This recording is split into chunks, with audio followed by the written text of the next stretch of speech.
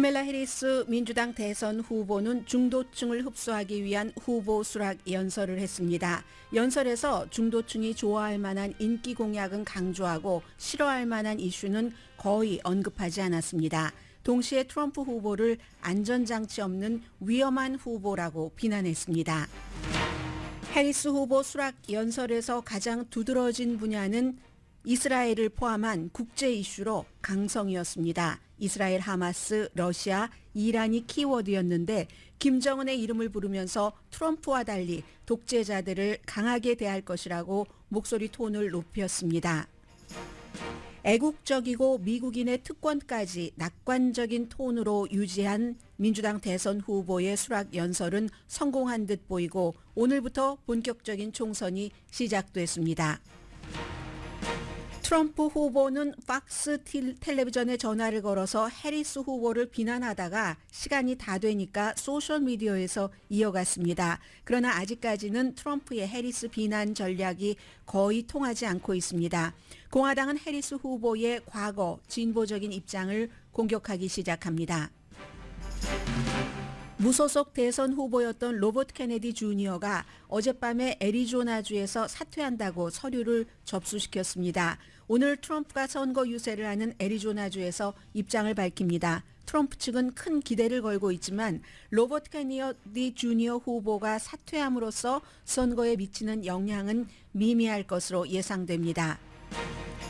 트럼프 후보 골프장에서 의사당 폭도를 지원하는 기금 모금을 합니다. 알칸소 대법원은 낙태권을 보장하는 주민 발의안을 투표에 붙일 수 없다고 판결했습니다. 연방준비제도 의장이 오늘 이제는 이자율을 조정할 시간이라고 말해서 9월의 이자율 인하를 암시했습니다. 주식값 올라가고 채권값 내려갑니다. 여러분 안녕하십니까? 오늘의 미국 강희신입니다. 오늘은 오늘의 미국 그 뉴스가 당연히 카멜라 해리스 후보의 수락 연설이 주가 될 수밖에 없는데요. 이 연설은 미국의 그 현대 역사상 가장 그 빠른 시일 안에 어떤 정치적인 인물을 재창조한 것과 같은 이제 그런 것이죠. 해리스 후보가 민주당 예비선거에서 나오지도 않았고 그리고 이제 민주당의 후보가 되기 5년 전까지는 어떤 분위기였냐면 굉장히 불안정하고 좌파적이고 말 실수를 잘하고 입장도 자주 바꾸는 그런 평판이었습니다. 그런데 지금 대선의 두 번째 시도를 하는 거잖아요. 첫 번째는 시도했다가 바이든 그 후보가 됐고 아주 그냥 쉽게 빨리 제일 먼저 사퇴한 사람입니다. 이제 4년, 5년 만에 한 달 사이에 앞서 말씀드린 그 여러 가지 평판의 해리스는 사라지고 확신이 있고 아주 잘 그 반짝반짝 윤이 나게 닦여진 것 같은 그런 정치인으로 민주당의 좌파와 민주당의 온건파 모두에게 활력을 불어넣은 말 그대로 아주 세련된 정치인으로 한 달 만에 변모했습니다. 오늘 제가 그 호주 신문 오스트랄리안을 보니까요. 거기 이제 한 칼럼이 실렸는데 제럴드 베이커라는 분인데 헨리 8세가 새로운 왕비를 맞이해야 되겠다 할 때 그 종교가 있잖아요. 국가의 종교가 N을 얘기를 하는 겁니다. 그래서 그때 가만히 생각을 해봤더니 가장 효율적이고 가장 그 무자비한 것이 여러 가지를 이제 제거하는 작업이더라. 해서 민주당이 일단 바이든 대통령을 제거를 했다고 얘기합니다. 이게 제가 얼마 전에 말씀드린 뉴욕타임스의 머린 다우드의 쿠데타다 뭐 이렇게 표현을 했더니 굉장히 민주당에서 싫어하시는 분들도 많으시던데 사실은 그 바이든 대통령이 어쨌거나 본인이 물러났지만 제거한 것은 마찬가지죠. 그리고 두 번째 작업 민주당의 해리스를 소개하는 것이 한 달 만에 성공을 했습니다. 그래서 이 칼럼니스트는 지금부터는 민주당이 세 번째 작업만 하면 된다는 거죠. 그 세 번째 작업은 지금의 이 기쁨, 전당대회에서 제일 많은 연사가 가장 많이 언급한 게 해리스와 이렇게 뭐 선을 쭉 이어가다 보면은 조이, 기쁨이 나온다. 오프라 윈프리가 조이 하고 막 길게 얘기를 했잖아요. 이걸 이제 어디까지 이어갈 수 있느냐. 그게 중요하다라는 지적도 했는데요. 새로운 카멜라 해리스는 우리는 뒤로 돌아가지 않을 것이다. 40분 연설하는 동안 6번이나 얘기를 했습니다. 착 등장을 하니까요. 사람들이 너무너무 좋아해서 도저히 연설을 할 수 있는 그런 그 분위기가 아닌 겁니다. 그러니까 우리 제발 일 좀 하자. Let's get to business. 이런 얘기를 여러 번 하고 연설을 시작했는데 저는 가장 인상적이었던 부분은 뒷부분. 국제 이슈를 얘기할 때였습니다. 그래서 나중에 그때 가보니까 처음에 저렇게 보드랍고 아주 속삭이듯이 말하는 것이 연출이었구나 하는 것을 알게 됐는데요. 뭐 저의 알미 틀릴 수도 있지만 그렇게 됐는데 저는 이제 이 순차적으로 말씀을 드리겠습니다. 미국의 중요한 당의 대선 후보가 연설을 하는 게 4년에 수락 연설이 한 번밖에 없기 때문에 그냥 그대로 가능한 한 전해드리겠습니다.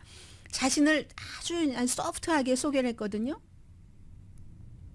어렸을 때 그 샌프란시스코에 살면은 힐에 살든지 평지에 살든지 본인들은 싱글 마더와 함께 평지에 살았다는 거죠. 그냥 워킹 클래스 사람들, 뭐 청소하는 사람들도 살고 그러는 동네에서 살면서 엄마가 키는 5피트밖에 안 되고 브라운이고 인도에서 왔으니까 그리고 액센트가 있고 얼마나 뭐 그런 많은 것들이 있잖아요. 인종에 관한 본인도 그런 것을 겪었고 그랬을 때 엄마가 이 사회에서 뭔가 뭐 피부 색깔이라든가 이런 것 때문에 불공평함이 있으면 그거 불평하지 말아라. 미셸 오바마가 얘기한 얘기 뭔가를 해라. Do something. 이걸 이제 제일 처음에 얘기하는데 톤도 아주 부드럽게 가져갑니다.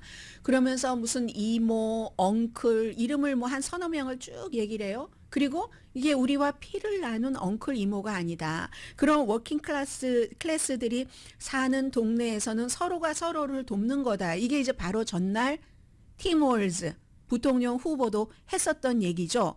그리고 엄마가 늘 네가 다른 사람에게 대우받고 싶은 만큼 너도 그렇게 해야지 돼. 이런 얘기를 하고 나중에도 어머니 얘기를 여러 번 얘기를 하거든요. 말하자면 뭐 일을 하다가 완벽하지 않게 하지 말아라 하는 대충대충 하지 말아라. Never do anything. 엉덩이 반쪽 갖고 하지 말아라 하는 그 미국 최선을 다하라 하는 얘기를 우리 엄마는 그랬어요. 엉덩이 반쪽 그런 얘기 그렇게 대강 엉성하게 그냥 그렇게 하지 말아라 이렇게 얘기했는데 검사가 된 것도 처음에 학교에 다니는데 그 어렸을 때죠. 학교에 다니는데 친구가 끝나기만 하면 집에 가길 싫어하더라는 거죠. 알고 봤더니 나중에 그 스텝파더가 계속 성폭행을 하기 때문에 그래서 그날부터 우리랑 같이 살자 하고 내가 변호사가 돼야지 되겠다. 뒤에 이제 검사가 됐다는 얘기를 합니다. 여기까지 얘기를 하고 나서 보통 이제 후보들이 여러분의 그거를 뭐 수락합니다라고 얘기하잖아요. 여러분의 저를 이제 후보로 이렇게 해주는 걸 수락합니다. 그때 얘기를 하죠. 저는 모든 미국인을 위해서 일을 하고 그리고 나라를 당이나 나보다 항상 위에 두고 권력 이양을 평화롭게 하는 것을 믿고 이거 누구를 얘기를 하는 거겠어요?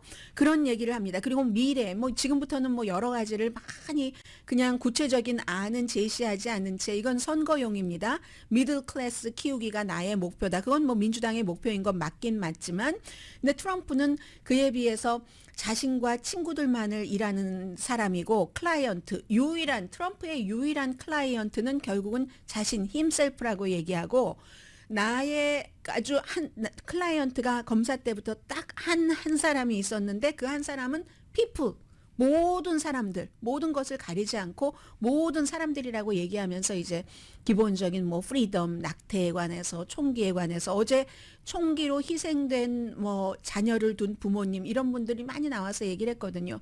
무슨 뭐 클린에어 동성애 이런 거 짧게 얘기를 합니다. 국경 수비대도 지지했었던 포괄적인 국경 안전안을 트럼프가 막아서 그게 이제 초당적으로 통과되려고 했었는데 못한 거 이런 걸 얘기를 하면서 본인은 포괄적인 국경 그 수비를 하는 이런 것과 또 자격이 되면 시민권까지 갈 수 있도록 하는 이런 것을 지지를 한다고 얘기를 했고요. 이제 여기까지 말을 했습니다.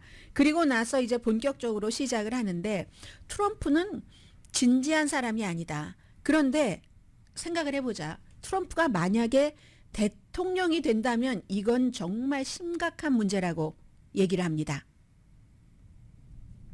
Donald Trump is an unserious man. But the consequences of putting Donald Trump back in the White House are extremely serious. Consider the power he will have, especially after the United States. 네, 이제 이 얘기는 이제 그 얘기를 하는 겁니다. 특별히 그가 다시 권력을 잡아서 백악관으로 들어가면은 굉장히 그 심각한 것이 연방 대법원이 대통령의 면책 특권까지 준 안전장치가 없다라고. Donald Trump with no guardrails. They are out of their minds.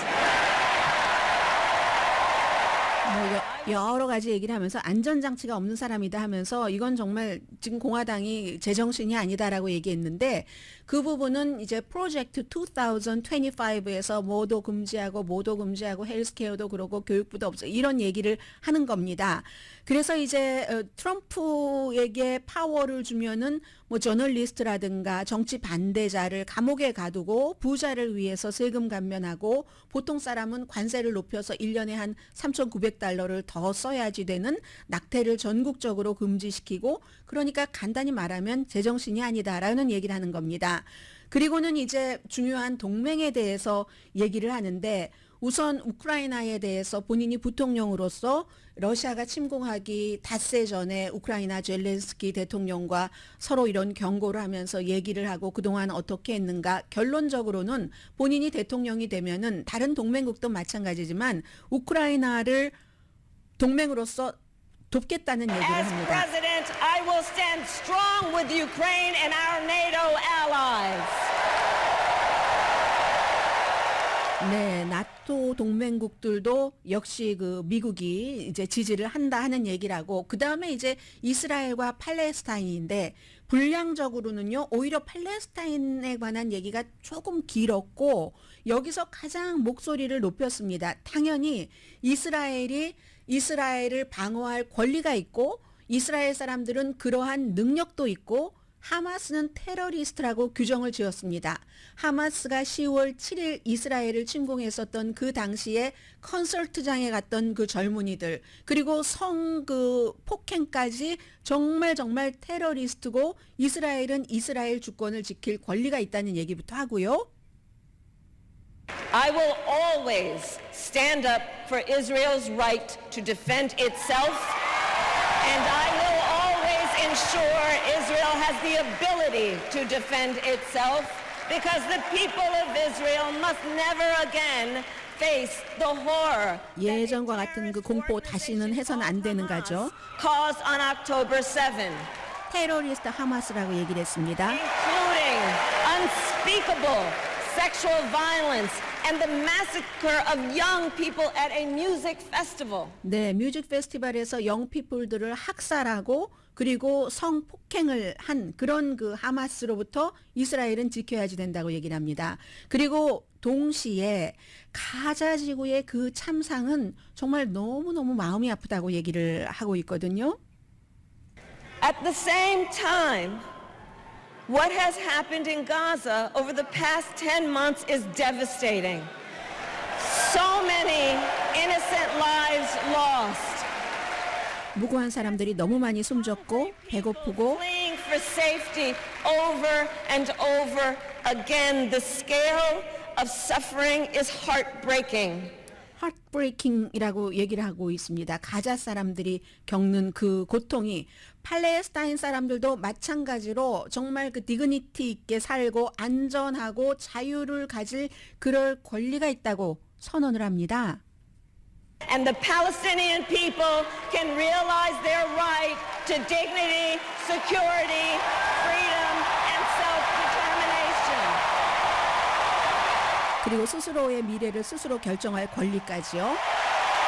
이때 박수 제일 많이 나왔습니다. And know this, I will never hesitate to take whatever action is necessary to defend our forces and 네, 그래서 이제 본인은 그 모든 것을 지지한다라고 얘기를 했고 그 말 끝에 또 군통수권자로서 미국의 그 군사력을 치명적인 그 힘을 유지하는 것, 그 강조를 말했습니다. 그리고 나서 또 당연히 이제 그 러시아 뭐 이런 얘기를 하고 김정은과 같은 이런 그 독재자 트럼프는 김정은 같은 독재자로부터 굉장히 그 조종당하기 쉽다고 얘기를 하는데 자신은 독재자 비유 같은 거 맞추는 일은 안 한다고 얘기를 했습니다. 아첨하면은 그냥 쉽게 넘어온 트럼프와 달리 왜냐하면은 그 다른 나라의 김정은과 같은 독재자들도 트럼프는 그냥 이렇게 너 잘했어 하면은 된다는 것, 조종하기 쉽다는 것을 알고 어떤 일을 해도 그 국가에게 책임을 지우지 않는다는 것도 알고 있기 때문에 그런다. 왜냐하면 트럼프 자신이 독재자가 되고 싶은 사람이니까 라고 얘기를 합니다.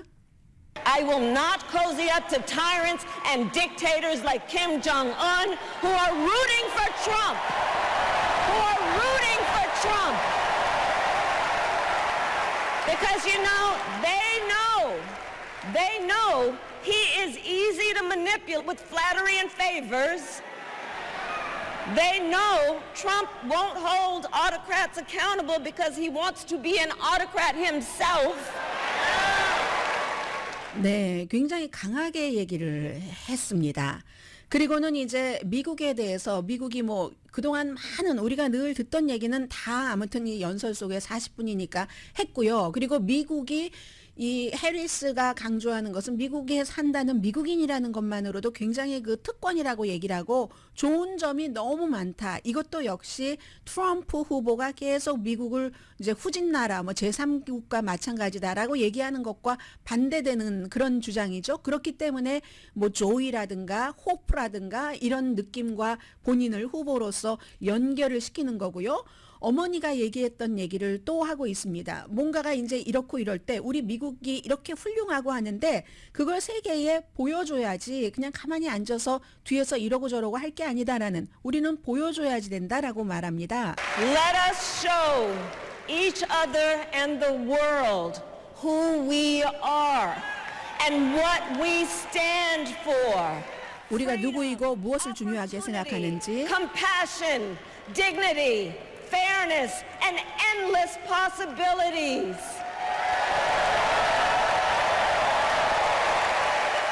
미국은 누구이고 무엇을 중요하게 생각하느냐. 맨 끝에 그 endless 정말 끝없는 가능성이 있고 무슨 공정함, 뭐 컴패션도 얘기를 했고요. 자유도 얘기를 했고 뭐 그런 것을 보여줘야지 된다라고 말했고 미국은 세계에서 가장 great한 country라고 얘기합니다. 세계에서 가장 위대한 나라고 그런 미국에 사는 미국인이라는 것은 지구상에서 최고의 특권이니까 이 최고의 특권을 누리기 위해서는 할 수 있는 일을 해야지 된다는 거죠. 뭐 나가서 투표를 하든지 기타 등등의 일. 미국인이 아무튼 특권을 누리는 사람. On earth, the privilege and pride of being an American.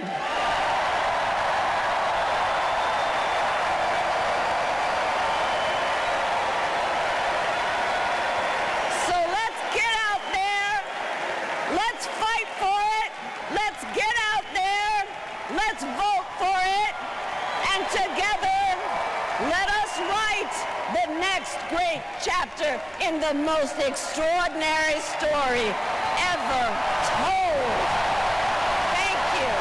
God bless you, and may God bless the United States of America.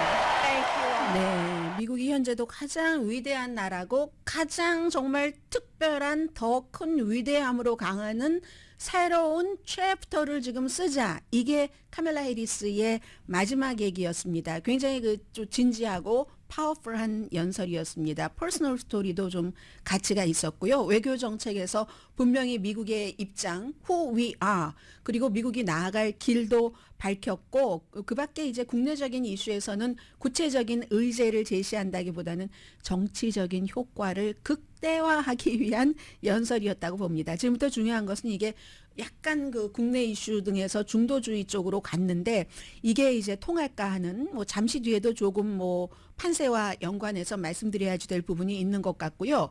제가 보기에는 2016년도와 지금을 비교를 해 보면은 에너지가 좀 달랐던 것 같습니다. 지금이 훨씬 그 에너지가 괜찮고, 왜 2016년과 비교를 하냐면 카멜라 해리스도 여자고 힐러리 클린턴도 여자니까. 그때 힐러리 클린턴이 이제 떨어졌잖아요.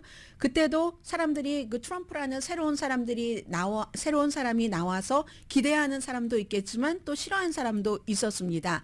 해서 힐러리 클린턴을 지지를 했지만 에너지 레벨은 확실히 전당대회 나을 본 것, 이번이 드라마틱하기도 했고 해서 굉장히 그 다르다는 것. 근데 이제 중요한 건 여기까지 이제 본인의 힘으로 온 게 아니잖아요. 그게 이제 중요한 거고 뒤에 조금 말씀을 드리겠습니다. 그래서 민주당은 에너지 넘치게 전당대회를 끝냈습니다. 한 달 전에 공화당도 에너지 넘치게 끝냈고 그 뒤에 많은 게 변했습니다. 아마 트럼프 캠페인은 어제로 끝이다. 이제부터는 그 해리스가 지지율이 내려갈 거야. 인기가 여기가 피크야. 라면서 기세 전환이라고 할까요? 하는 것을 오늘부터 기대할지 모릅니다.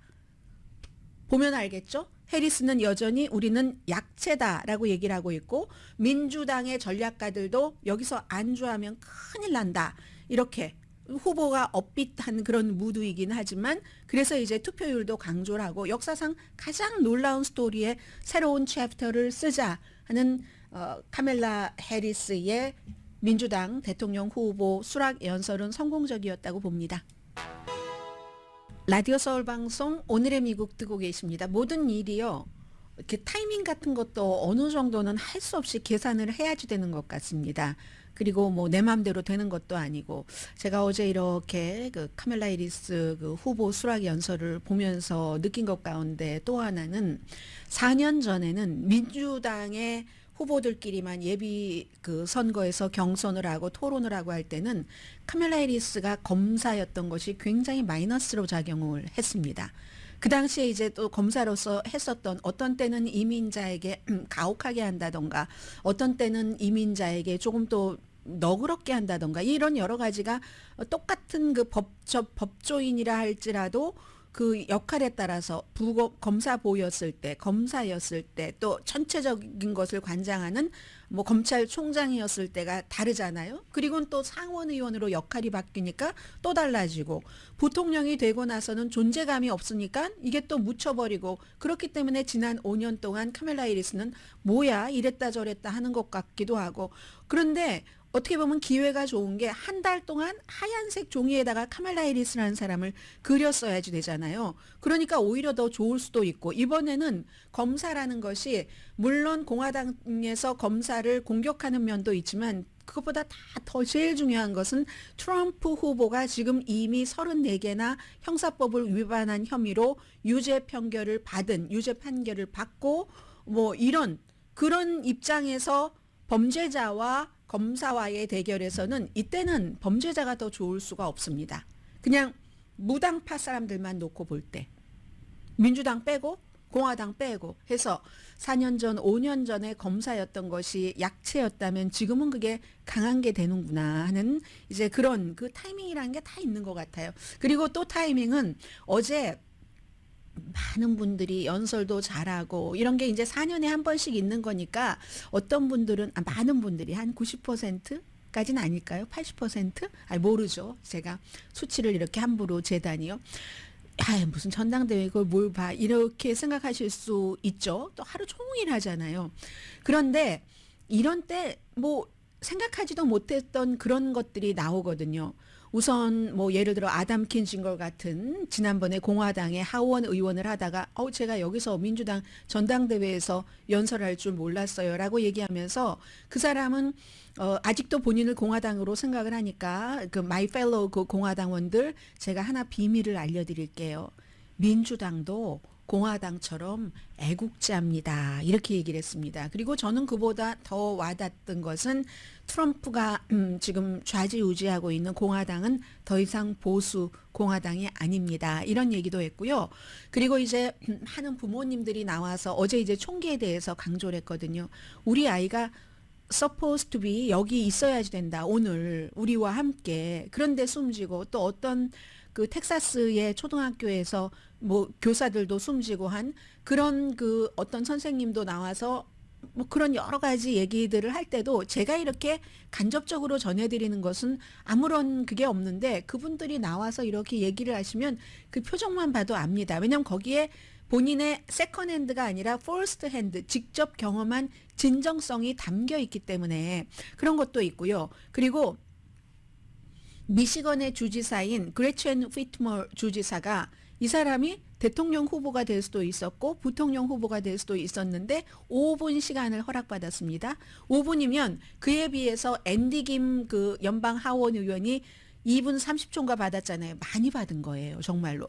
이 그레첸 휘트머가 어떤 사람은 정치인이 연설은 조금 약해도 정치를 잘하는 사람이 있는데 연설도 잘하고 정치도 잘하면 엄청 좋죠. 지금 민주당에서는 아주 뚜렷하게 남자 한 명, 여자 한 명 해라 하면은 남자는 펜실베니아의 조시 그 샤피로라는 주지사고 여자는 그레첸 피트머라는 이 미시건의 주지사인데 어떻게 그렇게 연설을 잘하는지 음성은 또 어쩜 그렇게 탄력이 있고 통통한지 속도도 5분이니까 뭐 특별히 많은 것을 전할 수 없으니까 저처럼 이렇게 막 말을 빨리 하는 것도 아니고요.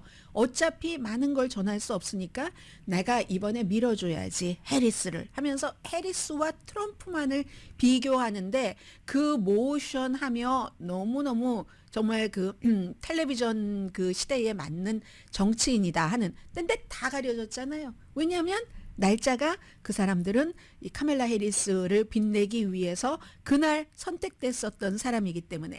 그리고 또 하나는 이제 마크 켈리. 이 사람도 역시 부통령 후보가 될 수 있었던 사람이죠. 파이널 리스트까지 갔으니까 애리조나주의 상원 의원인데 이 마크 켈리보다는 마크 켈리는 연설이 좀 약한 사람이에요. 그렇지만 또 진정성은 강한 사람이고 마크 켈리가 얘기를 그렇게도 비교도 하던데 오바마 부부가 나와서 연설을 했잖아요.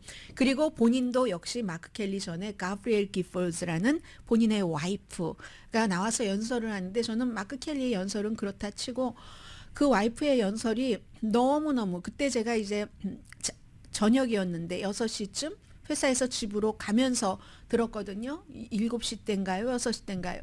들었는데 예전에 40대 때 너무나 총명했었던 그 음성과 계속 들을 때마다 너무 정말 죄송합니다. 그분은 나름대로 행복하게 사시겠지만 안쓰러운 거예요.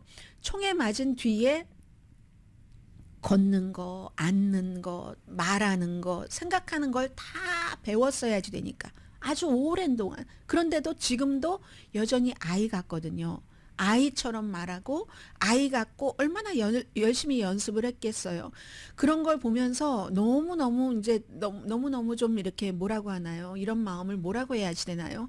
아무튼 그런 그 느낌이 들었습니다. 이런 모든 것들을 이제 자세히 전해드릴 수 없는 거 이런 거 보면 다 타이밍이 있다. 이걸 말씀을 우선 드리고요. 그리고 이제 전당대회는 끝났고 10주일 남았습니다. 해리스 지지율이 왜 올라가는가? 우리가 이제 정확하게 이런 것을 알므로써 이게 그냥 순간적인 거야? 아니야? 라고 생각을 하면서 뉴스를 들으면 지금 뉴스에서 뭐 퍼센티지가 이렇대 저렇대 하더라도 이거 일시적인 거야 아니야 누가 대통령이 될 것인가를 이제 차곡차곡 확신을 해나갈 수 있는 그런 데 도움이 되잖아요. 왜냐하면 여러분들에게 다 해당이 되잖아요. 스몰 비즈니스 하시는 분들 뭐 아니면 무슨 민권 운동을 하시는 분들도 그렇고요. 왜 해리스의 지지율이 지금까지 올라갔을까? 앞에 말씀드렸습니다. 해리스 본인이 잘해서 그런 건 아니라고. 물론 이미지는 있죠. 텔레비전에 나와서 보여준 여러 가지 이미지는 있었지만 첫 번째는 스윙 보터 때문에 그랬습니다. 무당파, 노동계층, 그 월킹 클래스, 그 중서부 유권자, 심지어 2020년도에 트럼프에게 투표했었던 사람조차도 이거 아무래도 트럼프는 아닌 것 같아. 트럼프는 아닌 것 같아 하는 그런 사람이 그랬다는 거고 두 번째요. 이것도 역시 한 것 없이 그 어부지리한 건데 바이든 시대에 민주당에서 집을 나갔던 민주당 사람들이 돌아온 겁니다. 집 나가서 어디 갔었어요? 이 사람이 로버트 케네디 주니어에게 간 게 제일 많겠죠. 그리고는 아니면 그냥 난 투표 안 할 거야 했었던 그런 사람들이 지금 다시 돌아왔습니다. 그런 사람들이 바이든이 나중에 약했었던 젊은 유권자, 대학 졸업자, 도시 유권자 이런 사람들 등이거든요. 거의 이런 것들이 본인의 노력으로 온 게 아닙니다. 그래서 어제 해리스가 본격적으로 연설하기 전에 제일 먼저 바이든과 질 바이든에게 너무너무 감사한다고 간곡하게 얘기를 했습니다. 그러니까 결국은 해리스의 지금까지의 지지는 본인 때문이 아니라 운 좋게도 바이든 때문이거나 트럼프 때문이었다는 거죠. 바이든이 싫었던 사람은 바이든 인간적으로는 좋아하지만 트럼프에게 질 것 같으니까. 그러니까 싫었던 사람들은 바이든이 물러난다고 얘기하니까 몇십만 만에 얼마의 돈을 모아줬어요. 어마어마했었잖아요. 사랑을 돈으로 보여줬죠. 그리고는 그 뒤에 지금까지 7월 21일 이후에 에너지, 이런 기쁨, 이런 걸 보여줬는데, 이 정도는 했네요. 해리스 후보가. 정부의 정책에 대해서 바이든이 제대로 설명하지 못했던 것을 똑부러지게 설명을 했고, 그리고 그 설명하는 과정을 굉장히 즐기는 것 같았어요. 이 사람의 캐릭터예요. 그리고 민주당은 기본적으로 이제 첫 번째 여자 대통령이 나올 수도 있다. 힐러리 클린턴이 실패했었던, 그리고 소수 인종이잖아요. 이 자체가 민주당의 아이덴티티입니다. 인종과 성별, 차별받고 불공평한 대우를 받는 그룹을 방어하는 게 민주당의 아이덴티티입니다. 딱 맞았잖아요. 이게 어떤 백인 남자가 아니라 나이 많은 아프리칸 아메리칸, 또 사우스 에이시안 아메리칸 카멜라 해리스니까요. 이 같은 개인의 정체성 때문에 사실은 어느 정도 중도적인 것처럼 하고 입장을 좀 약간 트럼프와 싸워서 이기기 위해서 바꾸더라도 이때는요. 정치에서 어떤 때는 절대로 거짓말을 하면 안 된다. 절대로 교활하면 안 된다가 없죠. 교활이 필요한 거죠. 트럼프에 이기기 위해서. 물론 허용될 수 있는 정도까지 해서 약간의 입장을 바꾸면서 해도 민주당 기반을 화나게 하지 않습니다. 왜냐하면 카멜라 해리스는 소수 인종이고 여자이고 민주당의 아이덴티티니까. 그래서 오히려 백인 남자가 하는 것보다 민주당의 정통성을 조금 유연하게 벗어날 수 있다고 할까. 이것도 이제 해리스가 갖고 있는 자산일 수도 있는 거죠. 이게 바로 2008년도에 버락 오바마가 받은 혜택과 비슷한 겁니다. 그 해에 오바마도 예비선거에 나오고 하는 다른 그 민주당 후보들에 비해서 굉장히 온건했거든요. 이번에도 연설할 때도 오바마의 연설이 굉장히 온건했습니다. 심지어는 트럼프를 지지하는 사람들도 우리가 생각을 해봐야지 된다. 왜 그렇게 지지를 하지? 그래야 배울 게 있을 것이야 라고까지 얘기를 했잖아요. 그러면서도 박수를 받잖아요. 굉장한 함성과 함께. 이게 카멜라 해리스에게도 이점으로 작용이 된다는 거. 그리고 트럼프가 싫은 사람 어느 정도는 교활함까지도 써가면서도 트럼프를 이겨야지 돼. 일단 사실은 선거에서 이길 때 무조건 이긴다 하는 말은 참 그게 나빠 위험해라고 얘기를 하지만 트럼프이기 때문에 상대가 이게 어느 정도 허용이 되는 겁니다. 트럼프가 싫은 사람, 저 사람이 민주주의를 망하게 할 것 같아. 앤디 김 연방 하원 의원처럼 내 아이를 브로큰된 미국에서 살고 싶게 하지 않으려면은 이거 해리스에게 투표를 해야지 돼. 이렇게 생각하고 있는 사람들 있잖아요. 그런 사람들은 해리스가 물론 바이든처럼 나이 많고 말 잘 못하고 하는 설득력 없고 그런 백인 남자였다면 아닐지도 모르겠지만 그냥 어느 정도의 오점이 있어도 해리스를 지지할 수밖에 없는 겁니다. 노 초이스인 거예요. 그러한 감정적인 본드가 민주당 사람들과 온건한 사람들과도 해리스가 있기 때문에 그래서 이제 스윙 보로에게 이제 접촉을 하는데 유연성이 있는 거죠. 어제요. 민주당이 그렇게 강조하는 기후변화, 친환경 정책, 전기 자동차 이런 얘기 하나도 안 했습니다. 기후변화는 한 번은 그냥 살짝 단어만 언급됐던 것으로 기억은 되는데 그런 유연성이 있는 거예요. 카멜라 해리스이기 때문에.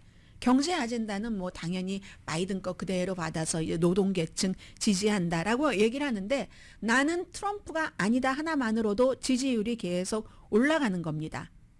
그래서 그럼에도 불구하고 타이트한 선거가 될 겁니다. 지금 여론조사 기구 여러 가지 나오지만 오늘 아침에는 텍사스에서 트럼프가 앞서가긴 하는데 텍사스는 스윙 스테이트도 아니에요. 조금 앞서간다.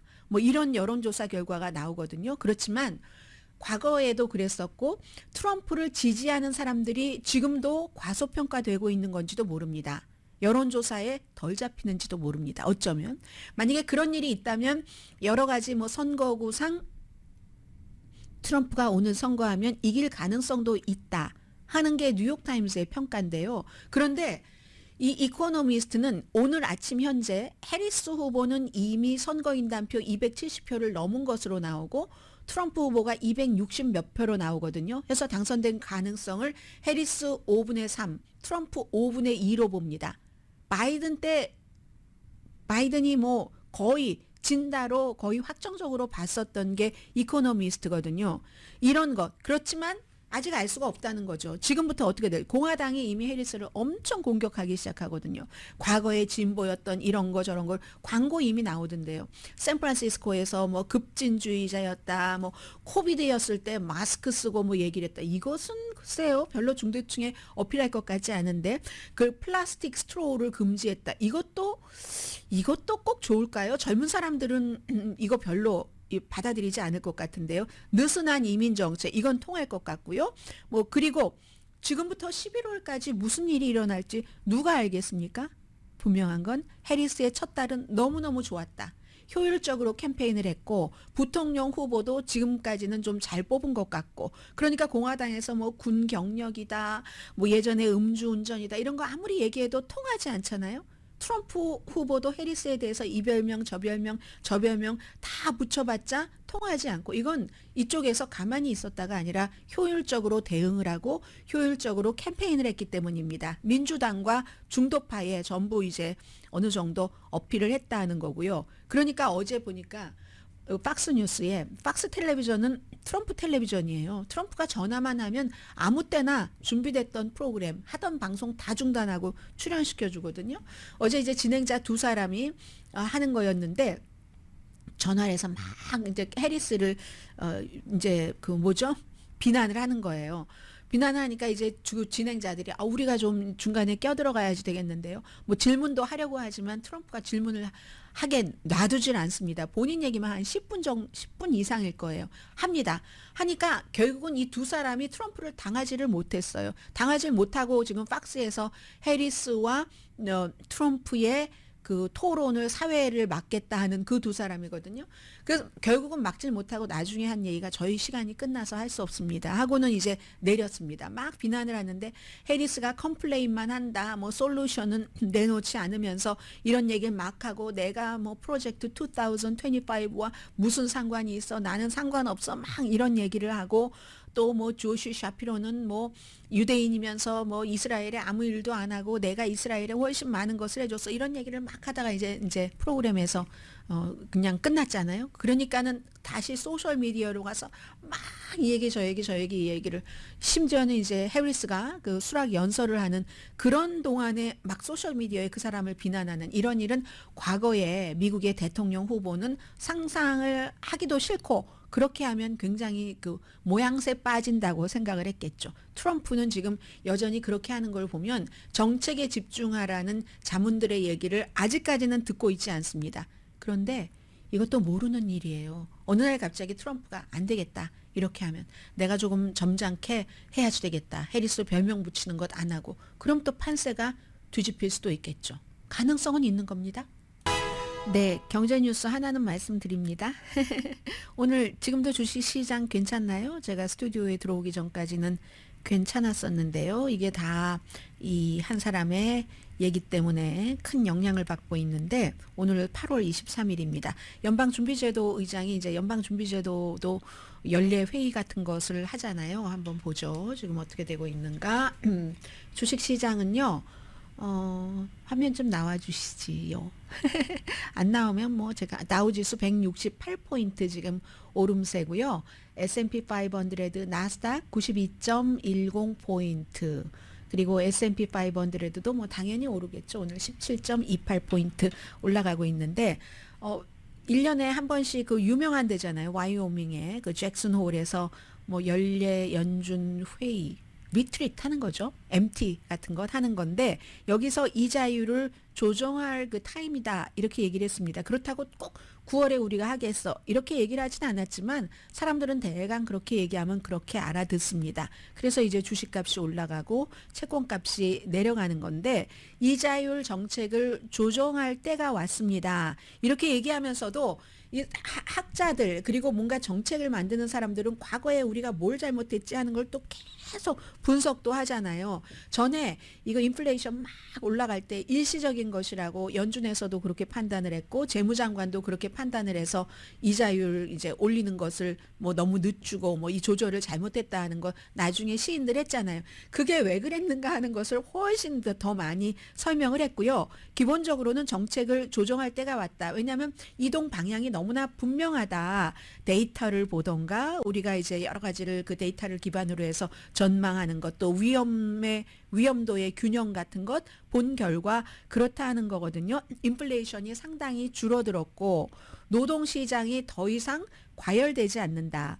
그리고 이제 공급 같은 것도 정상화됐다. 실업률이 뭐 계속 이제 어느 정도 상승해서 지금 4.3% 되잖아요. 그런데 이 실업률이 상승하는 것을 말하자면 어떤 회사에서 파업이 아니라 해고를 너무 많이 해서 그런 게 아니라 전보다 노동시장에서 그러니까 일하고 싶어 하는 사람이 더 많아졌다는 겁니다. 뭐 예를 들어서 팬데믹 때 일을 그만뒀던 사람이 그냥 그만두고 아이를 보니까 내가 어차피 얼마 많이 받지 않고 그 일을 했었는데 그것보다는 뭐 그냥 내가 집에서 아이 보고 아이도 좋고 나도 피곤하지 않고 하는 게 더 나아라고 생각했었던 사람들도 있을 테고 어떠한 이유로든지 전에 일을 하지 않다가 다시 일을 해야지 되겠다라고 지금 노동시장으로 들어오고 있는 사람들이 많기 때문에 실업률이 그렇게 늘어나는 거지 회사에서 지금 일하고 있는 사람을 해고해서 늘어나는 실업률은 아니라고 그렇게 판단을 하는 겁니다. 그렇기 때문에 이제 뭐 인플레이션 목표 2%인 것은 변함이 없는 거고 대다수의 이 그 연방준비제도 이사들 뭐 여기저기서 조금씩 얘기하잖아요. 그러니까 결국은 9월 달에는 이자율이 인하가 될 것이다. 이렇게 그 생각들을 하는 것이라는 것이죠. 자, 그래서 이 콜린 파웰이 아니라 제롬 파웰 의장이 얘기하는데 우리가 과거에 좀 실수했었던 이런 곳에서 참 배울 게 많습니다. 그런 얘기들도 하고 있거든요. 오늘 시간이 많이 지나서 여기까지만 하고 잠시 뒤에 또 여러 가지 이슈를 전해드려야지 돼서요. 트럼프 관련 등등이요. 라디오 서울 방송 오늘의 미국 듣고 계십니다. 뭐 간단하게 정리를 해드려야지 되겠네요. 9월 5일에 트럼프 그 후보의 뉴저지 골프장에서 의사당 그 폭도들을 지원하는 기금 모금 행사를 한답니다. 그래서 이름이 J6 Awards Gala 이렇게 그 이름을 붙였네요. 왜냐하면 폭동 사건으로 유죄 판결을 받고 뭐 감옥살이하고 하는 그런 사람들이 많이 있잖아요. 그런 사람들을 도와주기 위한 도와주기 위한 것이랍니다. 그래서 티켓 가격이요. 한 사람당 비싸요. 1인당 $1,500. 그리고 뭐 5만 달러 테이블 하나 뭐 12사람 앉는다고 하는데 그럼 5만 달러거든요. 트럼프 전 대통령이 이 같은 그 폭도들을 다 사면하겠다 하고 뭐 거의 공약 비슷하게 했었고 본인도 1월 6일 의사당 사건과 관련해서 기소된 사람이고요. 이걸 강조합니다.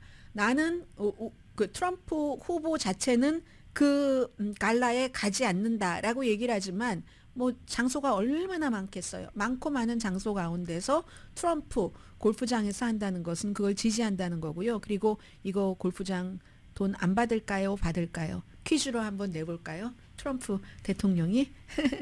그리고 또 하나는 이건 정말 참 제가 이런 거 보면서 앤 콜터라고 아주 그 어피니언 리더 보수적인 어피니언 리더가 weird라는 단어를 누구에게 썼냐면 17살에 이 팀 월즈라는이 아니라 팀 월즈 부통령 후보의 아들 거스 지금 이제 ADHD 뭐 주의력 결핍 그 장애를 앓고 있으면서 아버지 나오니까 저게 우리 아버지야 막 울으면서 막 일어나서 박수치고 한 그 천진난만한 그 이제 그 저거 봐, 저거 위얼드하지 않아? 이렇게 트윗에 올렸습니다. 본인이 모르겠어요. 오피니언 리더인데 아이가 아이라고 해서 미안합니다. 17살 청년인데 그 ADHD를 앓고 있고, 그리고도 그 ADHD하고 아무 상관없이 그냥 17살 아이가 우리 아버지야 눈물 흘리면서 박수치고 그 자체로도 저는 굉장히 좋게 받아들였거든요. 그런데 아무튼 이런 일이 있고 비난이 쏟아졌죠. 나는 공화당이지만 정말 이건 너무한다 해도 그러니까 이제 싹 내려버렸습니다. 그에 비해서 미셸 오바마는 야, 우리 모두에게 진짜 사랑이 저거구나. What real love looks like 하는 것을 이 아들이 보여준 거다라고 얘기를 했습니다. 그리고 이제 트럼프의 태도가 바뀔까 하는 거 굉장히 중요한데, 그렇게 조지아주의 그 주지사를 욕하더니 또 좋은 말도 이제 하기 시작한 것 같아요. 근데 또 바뀔지도 모릅니다. 그리고는 이제 오늘 제일 중요하게 여러분들께서 이 시간 이후에 보셔야 될 것은 로버트 케네디 주니어가 과연 트럼프 캠프 측에서 특별 게스트가 있다고 했거든요. 서로 다른 장소에서 서로 다른 얘기. 오늘 그 트럼프 후보는 이 애리조나에 있는 글렌데일에서 한 교회에 가서 이제 선거 유세를 하거든요. 그리고 이제 로버트 케네디 주니어는 국민들에게, 지지자들에게 저 이제 후보 사퇴합니다 하는 거를 발표를 하는데, 서로 조인을 해서 이 사람을 이제 트럼프를 지지할 때 얼마나 효과가 나오느냐, 이게 이제 굉장히 중요한 건데, 지금 이 로버트 케네디에 대한 지지도가 4% 정도밖에 안 나오거든요. 물론 팽팽한 선거에서 4%가 중요하지만 4% 가운데 일부는 바이든이 싫어서 갔던 사람이고 일부는 공화당에서 트럼프가 싫어서 갔던 사람인데, 민주당에서 바이든이 싫어서 갔던 사람은 돌아왔으니까 한 2% 정도라고 보면, 이 2%가 트럼프가 싫어서 케네디에게 갔는데 케네디가 트럼프 쪽으로 왔다고 트럼프를 지지할까? 그렇기 때문에 영향이 미미할 것으로 많은 사람들은 봅니다. 오늘의 미국은 전문가가 추천하는 이민법, 가정법 전문 제인정 종합법률사무소, 총 20억 달러 승소, 교통사고와 상해 전문 브라이언 타필라와 CG 변호사 그룹, 집융자, 홈에퀴리, 라인업 크레딧, 급한 하드머니도 정말 쉽게 잘하는 융자나라 공동폰이었습니다. 10시에 브라보 마이 라이프 방송됩니다. 제가 보석도 없고 보석도 잘 하지 않지만 정말 너무나 순수하게 반짝이는 거 보면 예쁘거든요. 오늘 어디에선가 제가 보스니아의 다이아몬드래요. 한 성인 손바닥에 올라오는 그 크기만큼의 다이아몬드인데, 다이아몬드가 아니라 전 쿠킹 오일인 줄 알았어요. 그렇게 반짝이더군요. 강혜신이었습니다.